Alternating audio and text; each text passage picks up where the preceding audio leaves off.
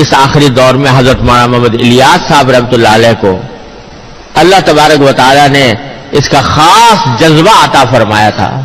سینے میں ان کے اللہ تعالیٰ نے ایک آگ بھر دی تھی.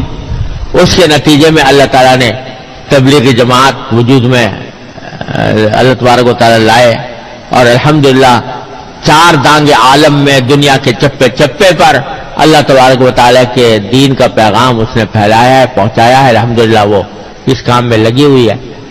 تو میں تو یہ سمجھتا ہوں کہ عام مسلمانوں کے لیے اس وقت اس فریضے میں شامل ہونے کا بہترین راستہ یہ ہے.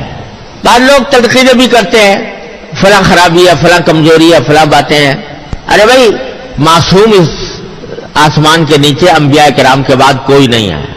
غلطیاں سب سے ہوتی ہیں اور کوتاہیاں بھی ہوتی ہیں. جب کام پھیل جاتا ہے تو اس میں افراد و تفرید بھی ہوتی ہے. یہ سب کچھ ہوتا رہتا ہے.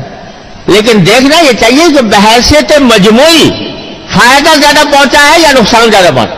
تو الحمدللہ فائدے کا عنصر اس میں غالب ہے، اور اس کی وجہ سے تجربہ یہ ہے کہ الحمدللہ وہاں جانے سے لوگ دین سیکھتے بھی ہیں، خود سیکھتے ہیں، اس پر عمل کا جذبہ پیدا ہوتا ہے، دوسروں تک بات پہنچانے کا سلیقہ بھی آتا ہے.